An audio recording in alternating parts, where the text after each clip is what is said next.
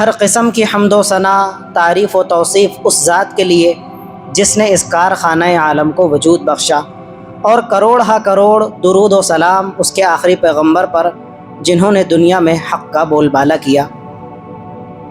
یہ عربی لحاظ سے ذی قعدہ کا مہینہ چل رہا ہے۔ اگر دوسرے لفظوں میں کہہ لو تو یہ حج کے مہینوں میں سے ایک مہینہ مانا جاتا ہے۔ قرآن مجید کی جو آیت ابھی آپ کے سامنے تلاوت کی گئی، پارہ نمبر 2 سورۃ البقرہ کی آیت ہے، الحج اشہر معلومات، کہ مسلمانوں تم کو معلوم ہونا چاہیے کہ حج کے مہینے اللہ تعالیٰ کی طرف سے فکس ہے، مقرر ہے، متعین ہے۔ اب آپ کہیں گے حج کے تو دن فکس ہے، وہ جو 5 دن ہیں، آپ کی بات بالکل برابر ہے۔ وہ حج کے جو دن ہے وہ ارکان حج اور اعمال حج ادا کرنے کے لیے فکس ہے۔ باقی جو حج کے مہینے ہیں وہ کب سے سٹارٹ ہوتے ہیں؟ شوال سے۔ شوال، ذی قعدہ اور ذی الحجہ کے یعنی اگلے مہینے کے ابتدائی 10 دن، یعنی آپ شوال سے پہلے حج کا احرام باندھ کر نہیں نکل سکتے، اس سے پہلے۔ تو الحمدللہ ہمارے یہاں سے بھی حجاج کرام کے قافلے روانہ ہونا شروع ہو چکے ہیں۔ کئی ایک افراد تو روانہ ہو کر بیت اللہ شریف، مدینہ منورہ کی حاضری کی سعادت بھی نصیب ان کو ہو چکی ہے، اور کئی ایک حجاج کرام کی حاضری باقی ہے۔ اللہ تعالیٰ ان تمام کے لیے آسانیاں پیدا فرمائے، اور ہم تمام کو بھی بار بار بیت اللہ شریف کا دیدار اور اپنے حبیب پاک صلی اللہ علیہ وآلہ وسلم کے شہر نور کی زیارت نصیب فرمائے۔ سعدون خولانی رحمۃ اللہ علیہ ایک مشہور بزرگ گزرے ہیں امت کے، ان کے پاس میں چند افراد حاضر ہوئے اور کہنے لگے حضرت ابھی چند دن پہلے ایک عجیب قصہ پیش آیا۔ کیا؟ کہنے لگے کہ قبیلہ کتامہ کے چند لوگوں نے ایک آدمی کو مرڈر کر دیا، اس کو قتل کر دیا۔ تعجب خیز معاملہ یہ کہ ان قبیلے کے لوگوں نے اس شہید کو شہید کرنے کے بعد جلا کر بھسم کرنے کی کوشش کی، اس کو جلا کر ختم کر دیا جائے تاکہ اس کی لاش کبھی نام و نشان نہ ملے۔ لیکن تعجب خیز معاملہ یہ رہا حضرت کہ ان لوگوں نے ساری رات اس کی لاش کو آگ لگانے کی کوشش کی، پوری رات گزر گئی، لیکن مجال ہے کہ اس کی باڈی، اس کی لاش کو ذرہ برابر بھی آگ نے چھوا ہو؟ نہیں، اس کا بدن بالکل صحیح سالم رہا، تندرست رہا اور سفید کا سفید رہا۔ اس کی باڈی نے ذرہ برابر بھی آگ کا اثر قبول نہیں کیا۔ یہ بات انہوں نے کہی۔ سعدون خولانی رحمۃ اللہ علیہ نے صاف فرمایا کہ شاید اس شہید نے 3 حج کیے ہوگے۔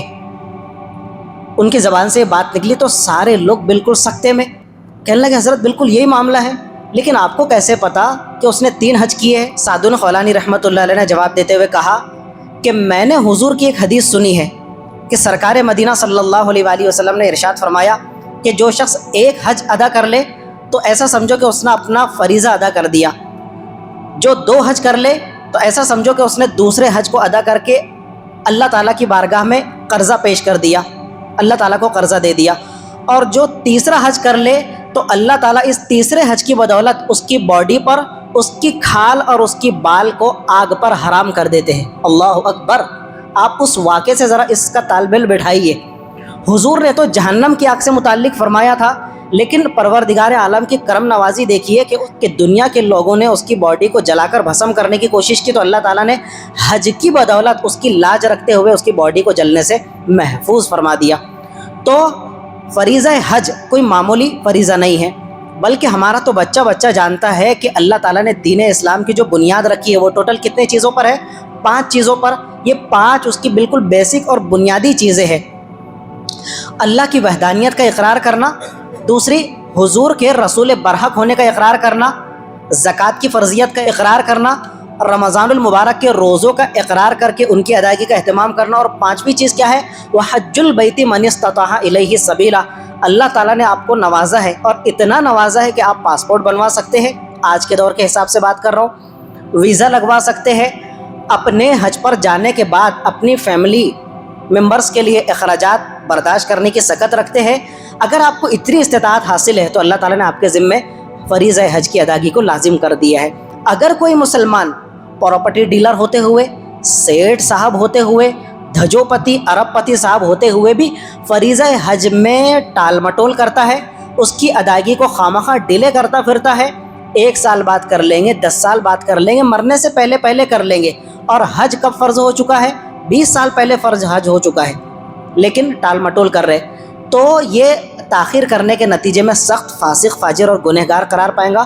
اور آگے بڑھ کر اگر کوئی مسلمان جانتے بوجھتے ہوئے فریضہ حج کا انکار کر دے، میں نہیں مانتا. کون لاکھوں روپے حج کی ادائیگی کے لیے بھرے گا اور کون لاکھوں روپے اللہ کی بارگاہ میں لٹا کر یہاں سے بیت اللہ شریف جا کر پھیرے لگائے گا؟ ہم کو کوئی ضرورت نہیں ہے. ہماری نمازیں ہم کو بخشوا لے گی اور دوسرے کام بخشوا لے گے. اگر معاذ اللہ ثم معاذ اللہ اگر وہ یہ کلمات کفر بک دیتا ہے یعنی حج کا انکار کر دیتا ہے، اب وہ دائرہ اسلام سے خارج ہو کر سیدھا کفر کی سرحد میں جا کر داخل ہو جاتا ہے، کافر ہو جاتا ہے. حج کا انکار کرنے والا مسلمان باقی نہیں رہتا، اس لیے کہ حج کیا ہے؟ دین اسلام کا بنیادی رکن ہے. اگر کسی مسلمان کو ایسا حج نصیب ہو جائے کہ وہ اپنے حج کے اندر کوئی فسق و فجور، کوئی لغزش، کوئی خطا اور کوئی گناہ کا کام انجام نہ دے، ساری چیزوں سے، ساری لغویات، بیہودہ اور فضول کاموں سے بچتے بچاتے حج کا فریضہ ادا کرنے کی کوشش کرے، تو اللہ تعالیٰ اس کے اس حج کو اپنی بارگاہ کے اندر اتنا قبول و منظور فرمائے گا کہ حضور نے فرمایا اس کا یہ حج حج مقبول اور حج مبرور ہے. اور اللہ تعالیٰ اس کو اس طرح گناہوں سے پاک و صاف فرما دے گا. کس طرح؟ اب اگلی حدیث سنیے.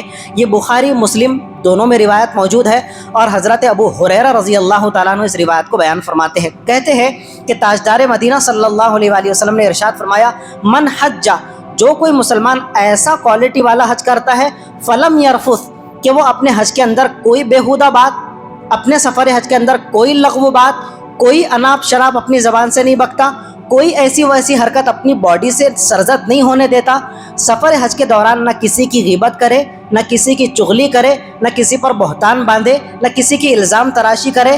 یہاں تک کہ علماء کرام نے لکھا ہے کہ اگر اس کی بیگم صاحبہ اس کے ساتھ ہے تو بیوی کے لیے تو سب ساری باتیں جائز ہے، لیکن سفر حج کی حرمت کا، اس کے احترام کا پاس و لحاظ کرتے ہوئے اپنی بیوی سے فزیکل ریلیشن قائم کرنا تو دور کی بات ہے، بیوی سے وہ صحبت اور ہم بستری تک کے اشارے اور کنائے کے اندر بھی بات کرنے سے پرہیز کرتا ہے، اس حد تک کے پرہیز کرتا ہے. اور اگلا جملہ ارشاد فرمایا، وَلَمْ يَفْسُقْ، اور اللہ تعالیٰ نے حج کے ارکان کو جو ادائیگی کو لازم قرار دیا ہے، وہ تمام رولز، اصول اور نیم کی پابندی کرتے ہوئے حج ادا کرتا ہے. رجع کیوم ولدتہ امہ، ایسا کوالٹی والا حج حاجی صاحب کو اگر نصیب ہو گیا، اب وہ سفر حج سے جب اپنے گھر کو واپس لوٹ رہے ہیں تو ان کی کیا پوزیشن ہے معلوم ہے آپ کو؟ حضور فرماتے ہیں رجع کیوم ولدتہ امہ، اللہ تعالیٰ اس حج کی ادائیگی کی بدولت اس کو اس طرح گناہوں سے پاک و صاف فرما دیں گے جس طرح وہ دنیا میں آنے والے دن گناہوں سے پاک و صاف تھا. ایک بچہ آج کے دن اس کی ڈیلیوری ہوئی، آج اس کی ولادت اور پیدائش عمل میں آئی، وہ معصوم بچہ، اس کے جسم پر، اس کے نامہ عمل میں گناہ کا کوئی دھبا ہے؟ اس کے دل پر گناہوں کی کوئی کالک ہے؟ نہیں ہے. وہ کس طرح گناہوں سے پاک و صاف، شفاف اور معصوم ہے. حاجی صاحب جب اتنی کوالٹی والا حج کرتے ہیں تو ایک معصوم بچے کی طرح بے گناہ اور معصوم ہو کر سفر حج سے واپس لوٹتے ہیں. اور اگر کسی کو ایسا حج نصیب ہو گیا تو اس کے پکے اور کنفرم جنتی ہونے میں کوئی شک و شبہ باقی نہیں رہ جاتا. اس کے لیے کوئی دلیل؟ جی ہاں حاجی صاحب، اس کے پیچھے بھی دلیل ہے.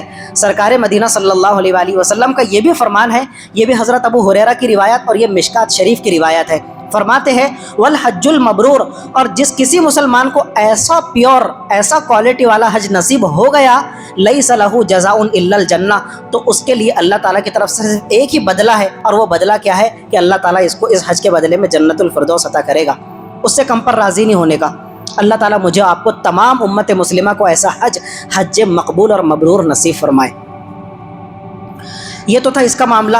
اب حج ایک ایسی چیز ہے، آپ آج دیکھو نا، کون سا ایسا انسان ہے دنیا کے اندر، 7-8 ارب کی آبادی دنیا کے اندر پھیل چکی ہے اور دن بدن پاپولیشن جو ہے گروتھ کر رہی ہے. ہر دوسرا انسان آپ کو غربت کا، فقیری کا، تنگ دستی کا رونا روتا نظر آئے گا. کبھی قاری صاحب کے پاس آ کر دکھڑے سنا رہا ہے تو کبھی کسی عامل بابا کے پاس میں پلیتے لینے کے لیے جا رہا ہے کہ بابا کوئی تعویذ دے دو، دم درود کرا دو، کھیلے گاڑ دو، کوئی ایسا چارٹ بنا کر دے دو کہ میں اس کو گھر کے اندر آویزہ کر دوں، چسپا کر دوں، چپکا دوں، تو اس کی وجہ سے گھر کی پوری دلندری اور نحوست دور ہو جائے. ہوتا یا نہیں ہوتا؟ ہر انسان قسم و پرسی میں مبتلا ہے، غربت اور تنگ دستی کا رونا رو رہا ہے. ایک اور اینگل سے ہم اس کو دیکھتے ہیں. حضور نے فرمایا کہ حج کو صرف تم ایک دینی فریضہ مت سمجھو کہ اللہ تعالیٰ اس کی بدولت صرف تمہارے نام جنت کرے گا اور تمہارے گناہوں کو ایسا دھو کر رکھ دے گا جس طرح کہ ایک معصوم بچے کو گناہوں سے دھو دیا جاتا ہے، پاک و صاف و پیدا ہوتا ہے. یہ تو ہے ہی ہے، لیکن 2 in 1 کا قانون اللہ تعالیٰ کی بارگاہ میں یہاں اس عمل کے اندر آپ کو دیکھنے ملے گا. کس طرح؟ حضور نے فرمایا अदीम उल हज वल उम्रा, मुसलमानों तुम अपना फ़र्ज़ हज इसको तो तुमको ज़रूर अदा करना है, मतलब अदा करना है।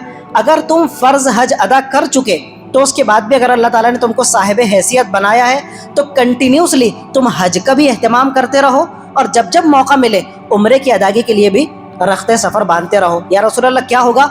हुजूर ने फरमाया फ़इन्नहुमा यनफ़ियानी अल-फ़क़्र वज़्ज़ुनूब, इसलिए कि हज और उम्रे के अंदर अल्लाह ताला ने ये तासीर रखा है कि इनकी बदौलत गुनाह तो माफ़ होते ही होते हैं, लेकिन अल्लाह ताला हज और उम्रे की बदौलत इंसान की तंगदस्ती, गुर्बत और गरीबी को भी मिटा कर रख देते हैं। किस तरह से मिटाते हैं?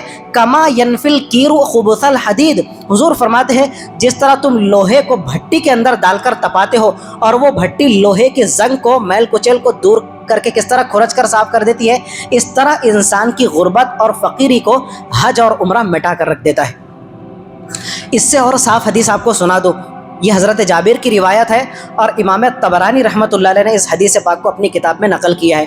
हुजूर ने फरमाया मा अमारा हाजुन क़त्तु, याद रखना जो भी इंसान, जो बंदा मुस्लिम फ़रीज़ा हज की अदायगी कर लेता है, हज करके वापस लौट जाता है, हुजूर ने डंके की चोट उसके लिए एक चीज़ की ज़मानत ले ली और गारंटी ले ली कि वो हाजी कभी भी ज़िंदगी भर तंगदस्त और फ़कीर नहीं बन सकता।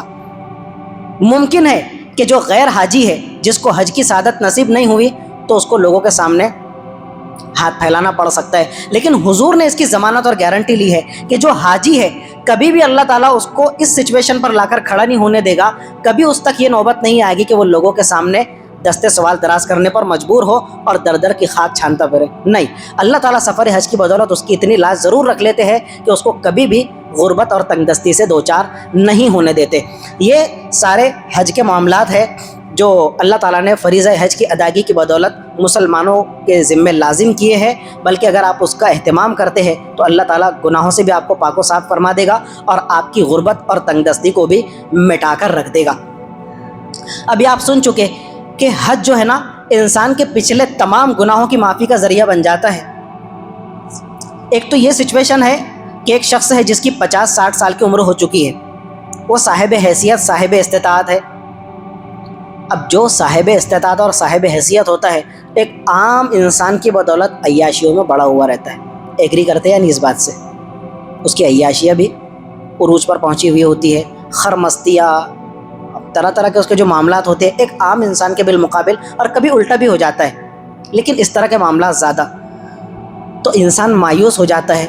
वो कहता है यार जब मैं गुनाहों में इतना आलूदा हूँ, लथपथ हूँ, तो पता नहीं अल्लाह ताला 60 साल की ज़िंदगी के गुनाहों की नौसत को दूर भी करेगा या नहीं, या मेरे लिए सीधा जहन्नम का फ़ैसला हो जाएगा।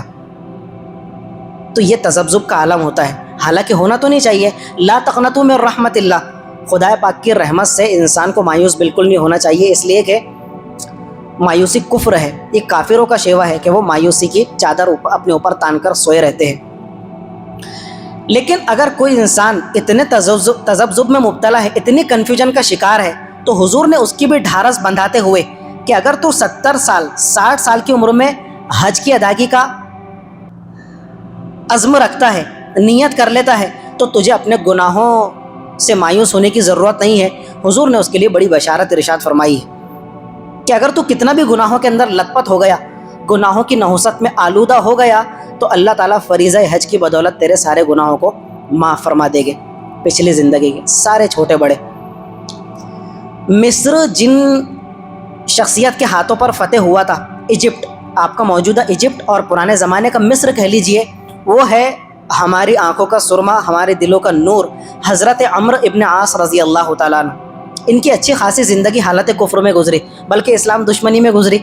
हुजूर के ख़िलाफ़, सहाबा के ख़िलाफ़, इस्लाम के ख़िलाफ़ साजिशें करना इनकी ज़िंदगी का अटूट हिस्सा था। लेकिन फिर वो भी आया दौर के अल्लाह ताला ने दिल के दरवाज़ों को इस्लाम के लिए खोल दिया, और फिर उनको वो लक़ब मिला कि जो दुनियाए इस्लाम में किसी को नहीं मिला। इनका लक़ब है दाहियतुल अरब। इनको अरब का सूरमा और शेर कहा जाता था, ऐसी इनकी धाक बैठी हुई थी। और फिर अल्लाह ताला ने इनकी लीडरी के अंदर, इनकी क़यादत के अंदर मुल्क मिस्र जैसे इतने बड़े ख़ित्ते को फ़तेह फरमाया, फ़तेह नसीब फरमाई। तो हज़रत अबू शिमास या अबू शिमासा, मैं नाम के अंदर थोड़ा आगे पीछे हो सकता हूँ, ताबई है ये। तो ये कहते हैं कि इनकी मरज़ुल वफ़ात का आलम था। हज़रत अम्र इब्न आस ज़िंदगी के आखिरी अय्याम चल रहे थे, تو ہم حضرت کی تیمارداری کے لیے ان کی بارگاہ میں حاضر ہوئے. بستر مرگ پر لیٹے ہوئے ہیں. ہم گئے تیمارداری کی، سلام کلام علیک سلیک کے بعد میں تو انہوں نے جو ہے نا رونا شروع کر دیا. بکا طویلاً، اور دیر سمے تک روتے رہے حضرت عمرو بن العاص رضی اللہ تعالیٰ عنہ.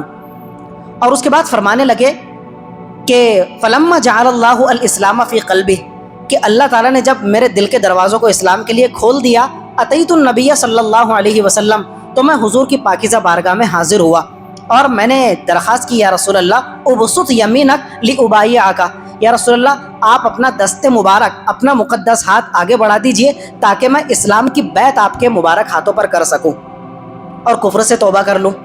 تو فبسط یدہ، حضور نے اپنا دست مبارک مقدس ہاتھ آگے بڑھا دیا.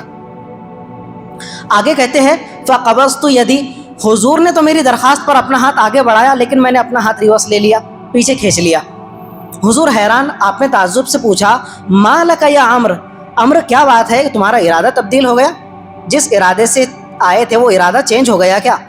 اسلام قبول کرنے کے ارادے سے آئے تھے، جو درخواست پیش کی تو سیکنڈ کے اندر اپنا ارادہ تبدیل کر لیا، کیا معاملہ ہے؟ کہنے لگے یا رسول اللہ میرے منہ میں خاک مٹی، ایسا کوئی ارادہ نہیں ہے. اردت ان اشترط، میں آپ سے ایک شرط لگانا چاہتا ہوں، اگر وہ میری شرط آپ قبول اور منظور فرما لے تو میں ابھی آپ سے بیعت کرنے تیار ہوں. تو حضور نے دریافت فرمایا تشتریط ماذا، ٹھیک ہے اپنی شرط میرے سامنے رکھو، اگر ہوا تو میں منظور کروں گا. تو وہ کہنے لگے یا رسول اللہ میری شرط یہ ہے ان یغفر لی، کہ میری جتنی زندگی حالت کفر میں، حالت گناہ کے اندر گزری ہے، اگر آپ مجھے اس بات کی گارنٹی اور ضمانت دے دے کہ اللہ تعالیٰ اس اسلام قبول کرنے کی بدولت میری پچھلی ساری زندگی کے گناہوں کو بخش دے گا، تو گناہوں کی بخشش کی ضمانت پر میں آپ سے بیعت اسلام کرنے تیار ہوں. حضور نے فرمایا عمرو یار تم بڑے بھولے رہ گئے، اتنے بھولے، مجھے نہیں اندازہ تھا کہ تم اتنے بھولے ہو سکتے ہو. حضور نے فرمایا اما علمت ان الاسلام یہدم ما کان قبلہ، حضور نے فرمایا تم کو معلوم نہیں کہ جب کوئی کافر غیر مسلم اسلام قبول کر لیتا ہے تو منٹوں بلکہ سیکنڈ کے ہزارویں حصے میں اللہ تعالیٰ اسلام قبول کرتے ہی اس کی پچھلی زندگی کے سارے گناہوں کو یوں مٹا کر رکھ دیتا ہے. انہوں نے سننا تھا کہ ان کی ڈھارس بن گئی. دوسرا جملہ ارشاد فرمایا وَأَنَّ الْهِجْرَةَ تَهْدِمُ مَا كَانَ قَبْلَهُ، اور سنو اگر مسلمان کسی ایسے خطے اور ایریے کے اندر رہتے ہیں، آج کے ہمارے موجودہ ہندوستان کی صورتحال کے تناظر میں اس حدیث کو سمجھنے میں اچھی خاصی مدد ہو سکتی ہے، اور حضور کا دور تو اس کے ساتھ میں گہرا مربوط اور جڑا ہوا تھا کہ مسلمانوں کو اس قدر ستایا جا رہا ہو کہ اسلام پر قائم رہنا، باقی رہنا مسلمانوں کے لیے دشوار ہو، اور مسلمانوں کو اپنی دھن سمپتی، پراپرٹی، جائیداد، اپنے بیوی بچوں، اپنے اکلوتے گھر کو چھوڑ کر ہجرت کرنے پر مجبور ہونا پڑے. تو حضور نے فرمایا اگر کوئی مسلمان ان کٹھن حالات کے اندر اپنے دیس کو، اپنے گھر بار کو چھوڑ کر ہجرت کی راہ اختیار کرتا ہے تو اللہ تعالیٰ اس ہجرت کے عمل کی بدولت تہدیم ما کان قبلہ، پچھلی زندگی کے سارے گناہوں کو مٹا کر رکھ دیتے ہیں. یہ اب اگلا جو جملہ ہے ہمارے آج کے ٹاپک سے ریلیٹڈ ہے. حضور نے فرمایا عمرو یہ بات بھی سنتے چلو، والحج یہدم ما کان قبلہ، اگر کوئی مسلمان سفر حج کے لیے رخت سفر باندھتا ہے اور جب وہ حج سے واپس لوٹتا ہے تو یہ حالت میں لوٹتا ہے کہ اللہ تعالیٰ حج کی بدولت اس کی پچھلی ساری زندگی کے گناہوں کو مٹا کر صاف فرما دیتا ہے. یہ ہے سفر حج. اللہ تعالیٰ مجھے اور آپ کو بار بار سفر حج کی سعادت سے بہرور فرمائے. ایک اور حدیث جو بڑی دلچسپ حدیث ہے، آپ نے زندگی میں شاید کبھی نہ سنی ہو، تھوڑی طویل ترین حدیث ہے لیکن بڑے مزے کی. حضرت عمر کے جلیل القدر صاحبزادے وہ یہ روایت بیان فرماتے ہیں، الترغیب والترہیب نام کی ایک کتاب ہے حدیث پاک کی. کہتے ہیں کنت جالسا مع النبی صلی اللہ علیہ وسلم فی مسجد مینا کی مسجد میں حضور کے ساتھ بیٹھا ہوا تھا. فاتاہ رجل من الانصار ورجل من ثقیف، تو دو شخص مجھے حضور کی طرف آتے دکھائی دیے. یہ دونوں آئے، حضور کی بارگاہ میں سلام پیش کیا اور بیٹھ گئے اور کہنے لگے یا رسول اللہ جئنا نسألک، ہمارے آنے کا مقصد یہ ہے کہ ہم آپ کی بارگاہ کے اندر چند سوال رکھنا چاہتے ہیں، ہمیں اگر ان سوالوں کے جواب مل جائے آپ کی بڑی مہربانی. حضور نے فرمایا ان شئتما اخبرتکما بما جئتما تسألان عنہ فعلت. دو آپشن ہے بھیا. پہلا آپشن تو یہ ہے کہ جو سوال تم میری بارگاہ کے اندر لے کر آئے ہو، اگر تم چاہو کہ تم خود سے وہ سوال میری بارگاہ میں پیش کرو اور میں ان کا جواب عنایت کروں تو یہ پہلا آپشن ہے. اور دوسرا آپشن یہ ہے کہ اگر تم چاہو کہ جو سوال تم مجھ سے پوچھنے آئے ہو تو تمہارے سوال پوچھے بغیر میں اپنے آپ سے اگر ان سوالوں کو تمہارے سمکش پرستت کروں، تمہارے سامنے پیش کروں، تو یہ دوسرا آپشن ہے۔ اب بولو کہ تم پہلے مجھ سے سوال کرتے ہو میں ان کا جواب دوں، یا جو سوال تم لے کر آئے ہو میں خود سے وہ سوال قائم کر کے تم کو جواب عنایت کروں؟ ظاہر سی بات ہے وہ کون سا آپشن چوز کرتے تھے؟ دوسرا آپشن کہ یا رسول اللہ جو سوال ہم لے کر آئے ہیں قبل اس کے کہ ہم آپ کے سمکش ان سوالوں کو پرستت کریں، آپ کی بارگاہ میں پیش کریں، آپ خود ہی عنایت فرما دیجئے اور آپ کی بارگاہ سے ان کا جواب بھی ہمیں مل جائے، بڑی مہربانی اور نوازش۔ وہ جو قبیلہ بنو ثقیف سے تعلق رکھنے والے صحابی تھے انہوں نے ان انصاری صحابی سے کہا سل، تم ذرا پوچھنے کی ہمت کرو۔ تو کہنے لگے اخبرنی یا رسول اللہ، یا رسول اللہ بتائیے کہ ہم کیا سوال لے کر آپ کی بارگاہ کے اندر آئے؟ حضور نے فرمایا جئتنی تسألنی عن مخرجک من بیتک تؤم البیت الحرام وما لک فیہ، تم یہی پوچھنے آئے ہو نا کہ اگر ایک مسلمان سفر حج کے ارادے سے اپنے گھر سے نکل کر بیت اللہ کا رخ اختیار کرتا ہے تو اس میں اللہ تعالیٰ اس کو کیا اجر و ثواب عطا فرمائے گا؟ وعن رکعتیک بعد الطواف وما لک فیہما، تم یہی سوال لے کر آئے ہو نا کہ اگر کوئی مسلمان کعبۃ اللہ کے پھیرے لگاتا ہے، طواف کرتا ہے، چکر کاٹتا ہے، تو اس کے بعد میں وہ جو 2 رکعت مقام ابراہیم کے سامنے ادا کرے گا تو ان 2 رکعتوں کی ادائیگی پر اس کو کیا اجر و ثواب ملے گا؟ تیسرا وعن طوافک بالصفا والمروہ وما لک فیہ، تم یہی سوال لے کر آئے ہو نا کہ جو مسلمان سفر حج کے لیے گیا، صفا اور مروہ کے درمیان جب وہ سعی کرتا ہے، چکر کاٹتا ہے حضرت حاجرہ رضی اللہ تعالیٰ عنہ کی طرح، تو اس کی بدولت اس کو کیا ملے گا؟ 3۔ چوتھا وعن وقوفک عشیۃ عرفہ وما لک فیہ، اور جب 9 ذی الحجہ میدان عرفات میں تمام حجاج کرام جمع ہو کر وقوف عرفہ کرتے ہیں تو تم یہ سوال لے کر آئے ہو نا کہ میدان عرفات میں ٹھہرنے کی بدولت اللہ تعالیٰ کیا اجر و ثواب سے نوازے گا؟ اور وعن رمیک الجمار وما لک فیہ، جب انسان رمی جمرات کرتا ہے، شیطان مردود کو کنکر مارتا ہے وہاں پر، تو اس عمل کی بدولت کیا ملے گا؟ وعن نحرک وما لک فیہ، تم یہی سوال لے کر آئے ہو نا کہ جب 10 ذی الحجہ کو حاجی شخص، حاجی صاحب اپنے جانور کے گلے پر چھری پھیر کر اس کو ذبح کرتے ہیں تو اس کی بدولت کیا ملے گا؟ کتنے سوال ہو گئے اکٹھے؟ 5 سے 6 سوال انہوں نے اپنی زبان کی گرہ کھول کر حضور کے سامنے پیش کیا، ایک بھی سوال نہیں۔ اب یہاں پر رک کر ایک اور مسئلہ کلیئر کرنا چاہوں گا، پھر وہی بات آ جاتی ہے اختلافی بات۔ لگتا کیا ہے کہ یار صحابہ نے، دونوں صحابیوں نے ایک بھی سوال حضور کی بارگاہ میں پیش نہیں کیا اور حضور نے ان کے دل کی بات جان لی، تو دل کی بات تو اللہ تعالیٰ جانتا ہے اور حضور نے بھی دل کی بات جان لی، تو مطلب یہ کہ عالم الغیب صرف اللہ تعالیٰ نہیں ہے، حضور بھی عالم الغیب ہے۔ ہرگز حضور عالم الغیب نہیں ہے۔ ہم اہل سنت والجماعت کا عقیدہ ہے کہ اللہ پاک نے اپنی عطا سے جن غیب کی چیزوں کا علم حضور کو نصیب فرمایا تھا بس وہ اسی حد تک سیمت ہے، اسی حد تک محدود ہے۔ باقی تمام چیزوں کا علم، حاضر کا اور غائب کا، یعنی غیب کا علم، تمام غیب کا علم حضور کو اور دیگر انبیاء کو دیا گیا ہو، ہم اس بات سے ایگری نہیں کرتے۔ عالم الغیب صرف کس کی ذات ہے؟ اللہ رب العزت والجلال کی۔ اب اس میں کیا جواب دیا جائے گا کہ انہوں نے تو سوالات پیش کیے نہیں، پھر حضور نے جو سوالات ان کے سامنے پیش فرما دیے، اس کا کیا مطلب تھا؟ حضور کو تو پہلے سے معلوم نہیں۔ یہاں پر علماء کرام یہ فرماتے ہیں کہ اللہ تعالیٰ نے اس طرح کے معاملات میں حضور کو پہلے سے حضرت جبرائیل کو بھیج کر کیا فرما دیا کرتا تھا؟ وحی فرما دیا کرتا تھا، حضور کے دل میں یہ بات ڈال دی جاتی تھی کہ آگے اس طرح کا معاملہ ہونے والا ہے، تو انہی واقعات کی قبیل سے اور کیٹیگری سے یہ واقعہ بھی بلونگ کرتا ہے، فال کرتا ہے۔ سمجھ رہے آپ؟ حضور کا عالم الغیب ہونا اس سے ثابت نہیں ہو سکتا۔ اب انہوں نے 5-6 سوالات جو ذہن کے اندر لے کر آئے تھے قبل اس کے کہ وہ حضرات حضور کے سامنے پیش کرتے، حضور نے خود ہی پیش فرما دیے۔ اب وہ تو ٹکٹکی باندھ کر حضور کو دیکھتے ہی رہ گئے اور کہنے لگے، ان کی زبان سے برجستہ نکلا، والذی بعثک بالحق لعن ھذا جئت اسألک، یا رسول اللہ اس ذات پاک کی قسم اٹھا کر کہتا ہوں کہ جس نے آپ کو نبی برحق بنا کر بھیجا ہے، ہم آپ کی بارگاہ کے اندر یہی سوالات لے کر آئے تھے جو آپ نے ہمارے سامنے پیش فرما دیے۔ حضور نے فرمایا ہو گیا نا سارا معاملہ، سوالات یہ تھے، اب میری طرف سے جواب سنو۔ حضور نے فرمایا جو تمہارا پہلا سوال تھا کہ جب ایک انسان، ایک مسلمان سفر حج کے ارادے سے بیت اللہ شریف کے لیے رخت سفر باندھتا ہے تو اس پر اس کو کیا اجر و ثواب ملے گا؟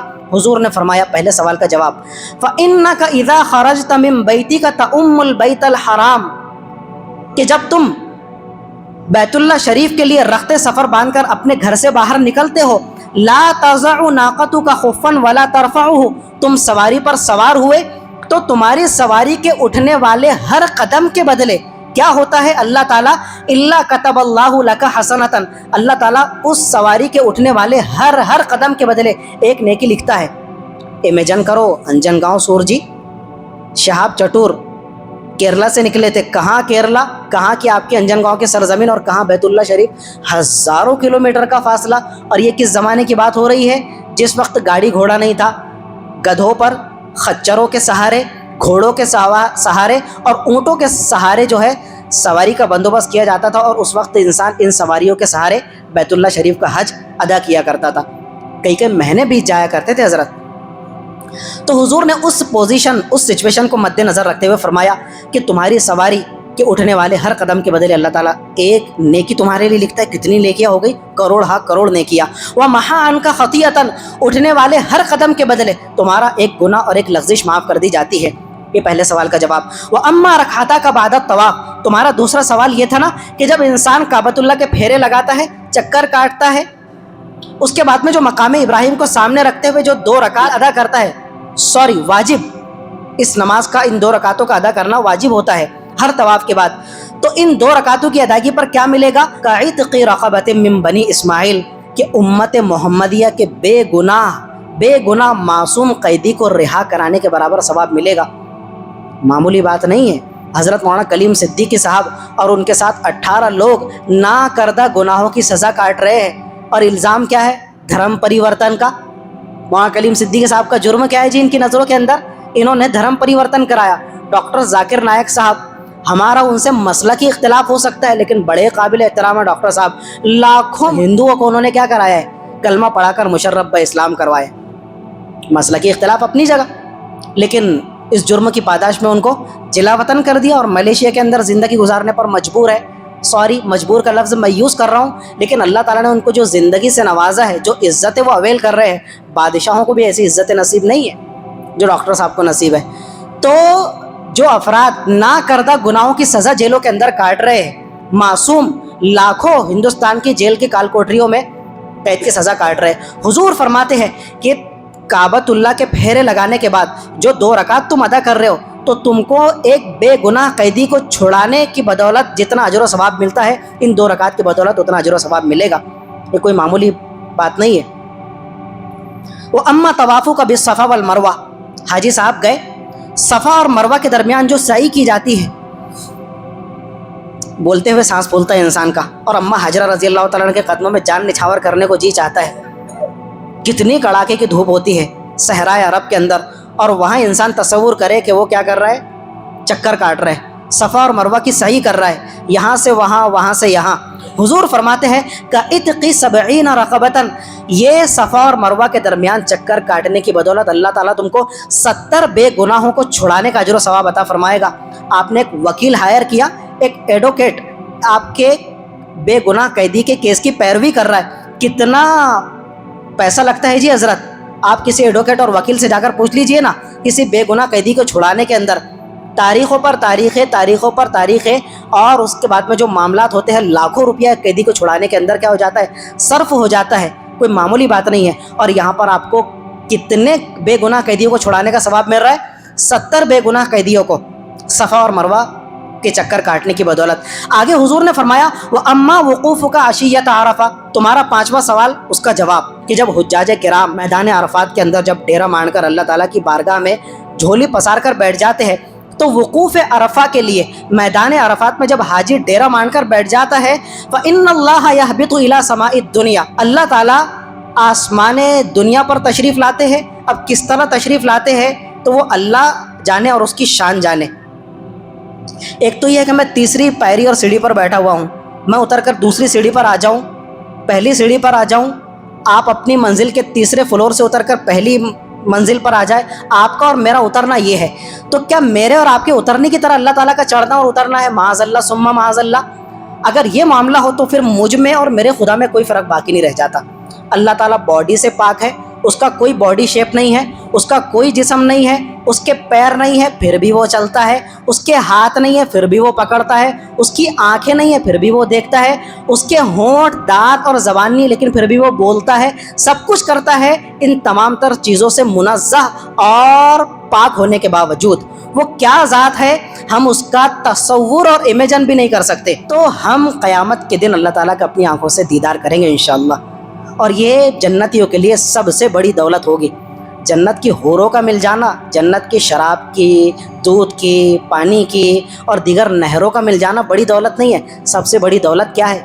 ہمارے کریٹر، ہمارے خالق و مالک پاک پروردگار کا دیدار ہم کو اپنی گنہگار آنکھوں سے نصیب ہو جائے، اس سے بڑی کوئی دولت نہیں ہے۔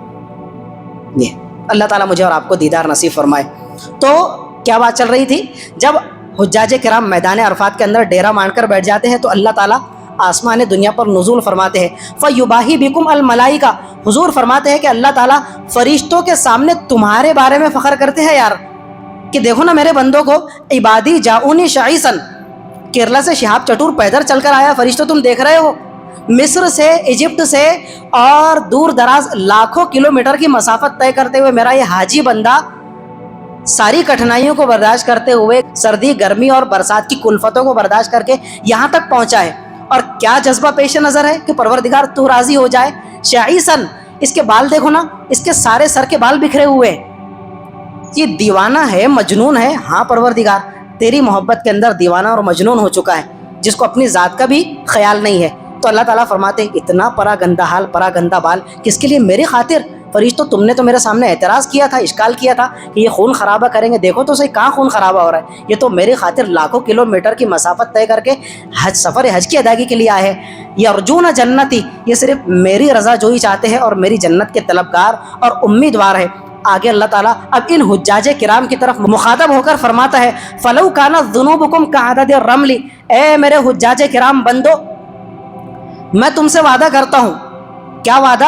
اگر تمہارے پچھلی زندگی کے سارے گناہ ریت کے ذرات کے مانند کثیر مقدار اور بھاری ماترا کے اندر بھی نکل آئے، امیجن کرو آپ کی دیوار کا کنسٹرکشن کا کام چالو ہے، آپ ٹالی، آدھی ٹالی ریتی منگواتے ہیں، آپ نے ابھی تک کے ریت کے ذرات کو کاؤنٹ کیا ہے؟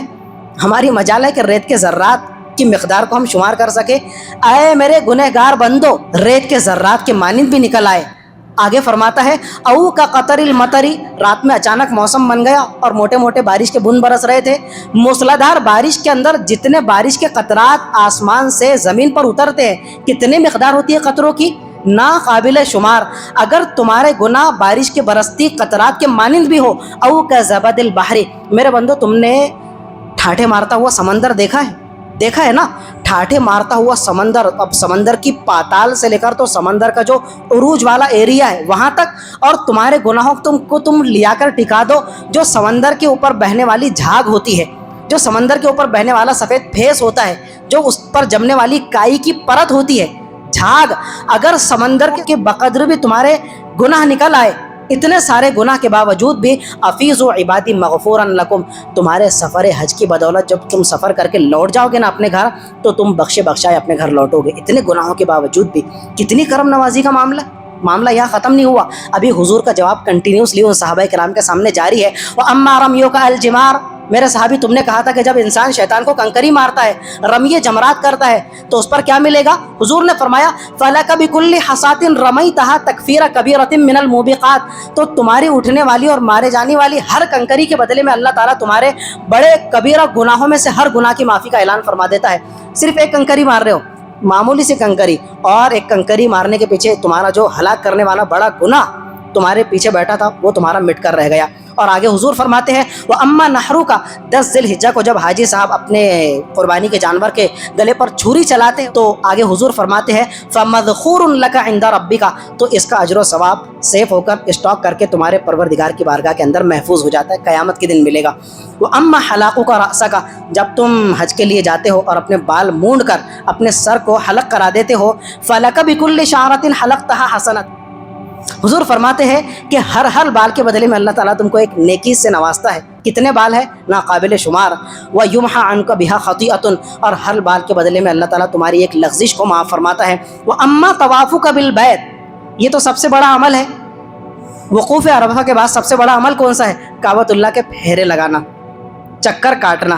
دیکھو نا، بیٹھے بیٹھے ہر ایک کا دل ابھی کیا اور جھوم رہا ہوگا کہ کعبۃ اللہ ہمارے سامنے موجود ہو اور ہم کعبۃ اللہ کے پھیرے لگائے، اس کے کالے غلاف کو پکڑے، چومے، بوسے دے۔ ہر انسان کی آرزو اور تمنا ہوتی ہے، اللہ تعالی ہم تمام کی آرزوؤں کو پورا فرمائے۔ حضور فرماتے ہیں فَإِنَّكَ تَطُوفُ وَلَا ذَنْبَ لَكَ، جب حاجی صاحب کعبۃ اللہ کے طواف کے پھیرے لگائے تو کعبۃ اللہ کے پھیرے لگا کر جب تم فارغ ہوتے ہو تو اس پوزیشن اور اس سچویشن کے ساتھ میں تم باہر نکلتے ہو، وَلَا ذَنْبَ لَكَ، کہ تمہارے نامہ اعمال کے اندر ایک گناہ بھی باقی نہیں رہتا۔ یہ کعبۃ اللہ کا یہ طواف کا جو عمل ہے نا، حضرت اقدس پیر ذوالفقار احمد صاحب نقشبندی رحمۃ اللہ علیہ 4 مہینے پہلے جن کا انتقال ہوا، وہ ایک عجیب بات فرمایا کرتے تھے۔ وہ کہا کرتے تھے کہ یہ کعبۃ اللہ جو ہے نا ایک روحانی واشنگ مشین ہے۔ چند سال پہلے تک تو اس کا تصور تھوڑا مشکل تھا، لیکن 15-20 سال کے اندر ہر ایک گھرانے کے اندر واشنگ مشین آئی اور اس نے اس تصور کو تھوڑا کیا کر دیا، آسان کر دیا۔ واشنگ مشین میں کیا کیا جاتا ہے، سارے میلے گندے کپڑے لا کر اس کے اندر ڈم کر دیے جاتے ہیں، اور وہ پھر جب اس کا آپ بٹن اسٹارٹ کرتے ہیں تو وہ لگاتی ہے چکر، ایک چکر، دوسرا چکر، لگاتے لگاتے لگاتے 15-20 چکروں کے اندر گندے سے گندا، میلے سے میلا کچیلے کپڑے کا سارا میل کچیل واش کر کے باہر پھینک دیتی ہے۔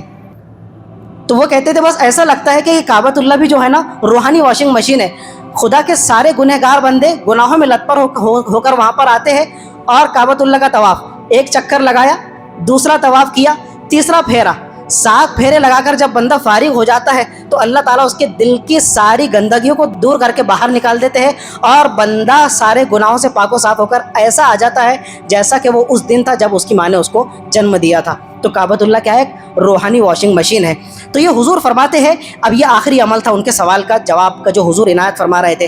آگے فرماتے ہیں کہ جب تم سفر حج کے سارے مناسک اور ارکان ادا کر کے باہر نکلتے ہو، یاتی ملکن، اللہ تعالیٰ نے ایک فرشتے کی ڈیوٹی لگا رکھی ہے، وہ فرشتہ آتا ہے اور حاجی صاحب کے دونوں کندھوں پر اپنے ہاتھ رکھتا ہے۔ جس طرح آپ کا بچہ مین آف دی میچ بن کر آیا، جیت کا صحرا اس کے سر، تو آپ اس کے کندھوں پر کیا کرتے ہیں، فخر سے ہاتھ رکھتے ہیں، اس طرح زور سے اس کے کندھوں پر ہاتھ مارتا ہے انسان، یہ ہے میرا شیر، یہ تھا میرا بچہ کہ جس پر مجھ کو بڑا ناز تھا، بولتا ہے نا انسان۔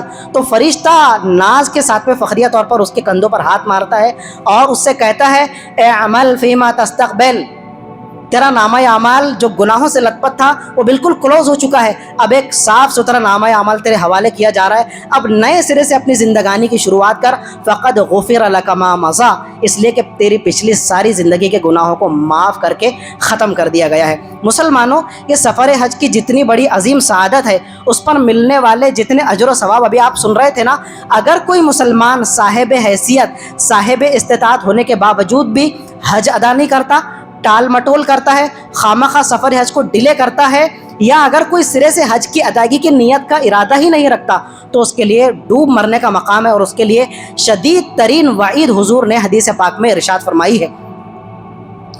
حضرت علی رضی اللہ تعالیٰ عنہ کی روایت ہے، حضور فرماتے ہیں من ملک زادن و راحلتن، اللہ تعالیٰ نے ایک مسلمان کو اتنی استطاعت اور حیثیت سے نوازا کہ وہ پاسپورٹ بنا سکتا ہے، ویزا لگوا سکتا ہے، سفر حج کے سارے اخراجات برداشت کر سکتا ہے، لیکن اس کے باوجود بھی لم یحج، وہ حج کی ادائیگی کا اہتمام نہیں کرتا۔